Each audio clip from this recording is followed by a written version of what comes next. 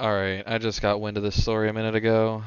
The government sent 20 police officers to rearrest the DC sandwich thrower. I haven't even heard about this, like, the first time he threw the sandwich, but, I mean, if you want to really bring attention to this story, this is how you do it. You go and rearrest the guy with 20 officers. A video by the White House corroborates that account, calling into question just how serious the president is about actually addressing crime. This is a video the White House put out.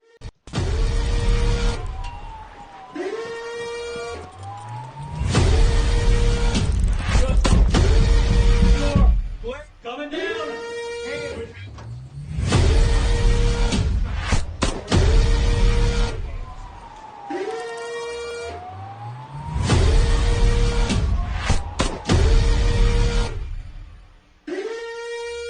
So I don't know what message they think they're sending with that video, but all I'm seeing is that there's militarized police going to people's doors and just arresting them at their house. I don't know. Doesn't seem above board to me.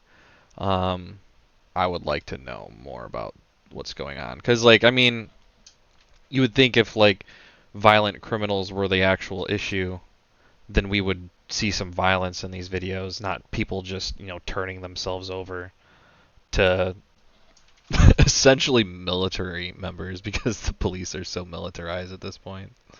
So let's just read a little bit about this. On Sunday, Sean Dunn, who at the time was an employee for the Justice Department, threw a Subway sandwich at a cop and was subsequently charged with a felony assault of federal law enforcement officer. His arrest comes as 500 federal agents and 800 National Guard troops have been deployed to the district. Fun. Glad I don't live in D.C.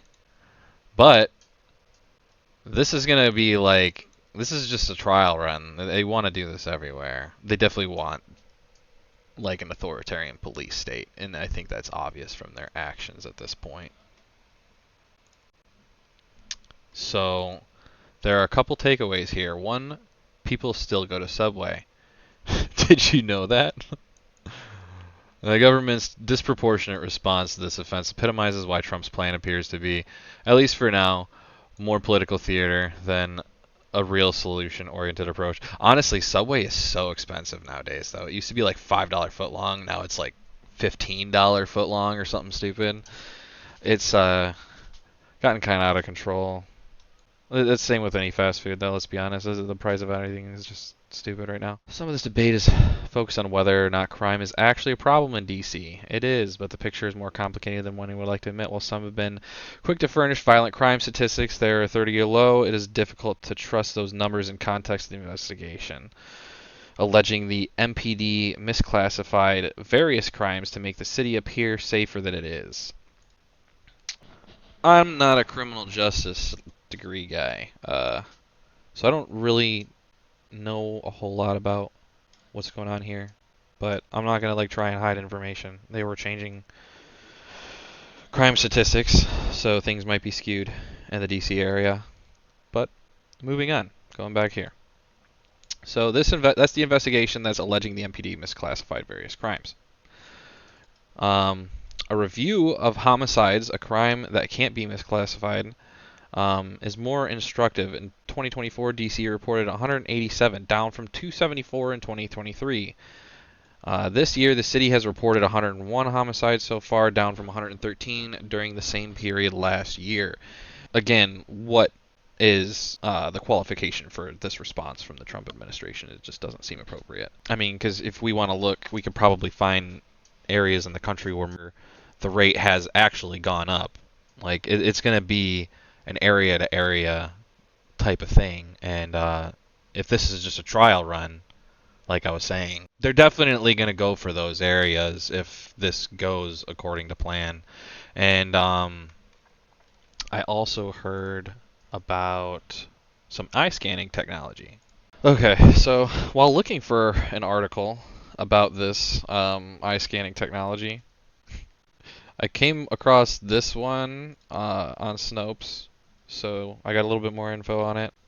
The technology works from up to 10 to 15 inches away, meaning more than likely they're going to have to like probably apprehend you before they can use this. I don't think they'll be scanning you from a distance yet. I'm sure they'll be working on a way to extend the range of this technology. This is another one that was interesting.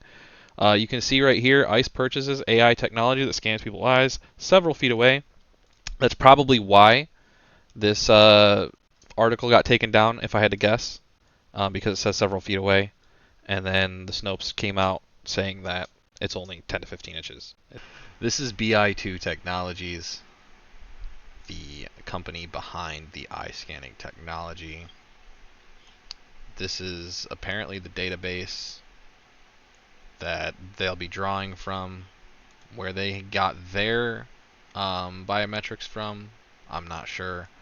Probably people in jail. 5.1 million bookings. It says identify suspects and inmates who try to hide their identity.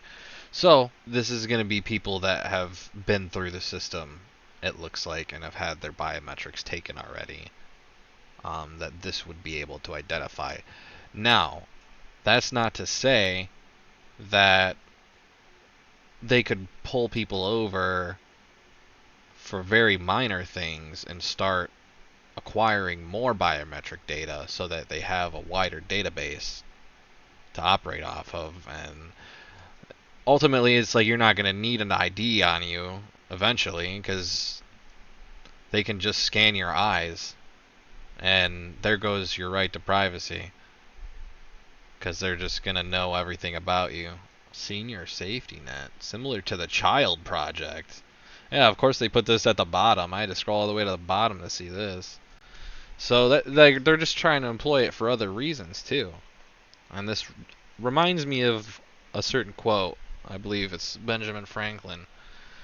Those that would trade liberty for security deserve neither. And I'm not gonna say that people deserve neither, but I think what's gonna, like, you will ultimately receive neither of them.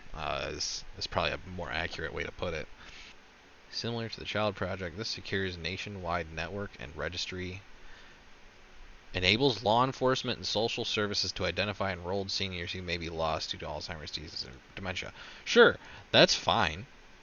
Like, I understand the practicality of it, but this is just an example, especially, like, so it starts with this, it moves on to this, the Child Project, but once they have the biometrics of your child, then they have that for life. It's much different than a senior citizen that is towards the end of their life anyway. And you might, I'm not saying, but like you might need to keep track of them a little bit better. Kids, we want to keep track of, obviously, but giving up this biometric information at such a young age, that just doesn't sit well with me at all. I don't like the idea of that. Can we click on this? Get more information. In 2022, the National Center for Missing and Exploited Children's call center received over 100,000 calls, reports of missing children. Oh, man. I'm so glad I didn't grow up in this crazy technology area. Download the brochure. Look at the fucking eyeball, like right here, dude. They're not even trying to. I mean, I get it's eye scanning technology, but it's just so 1984, man. Just like even the way it's presented. I don't think the eye at the top of the page staring at you is really a vibe. Every day, thousands of people reported missing across the nation. There, maybe blah blah blah blah. So I can't imagine this actually being employed to like help people. This just seems like a method of control more than anything to me. Being disguised as like security. It's a privately held company. Key executives include Sean Mullen, who serves as CEO and president. But that's the most public information we have on a company that wants all of our information for themselves.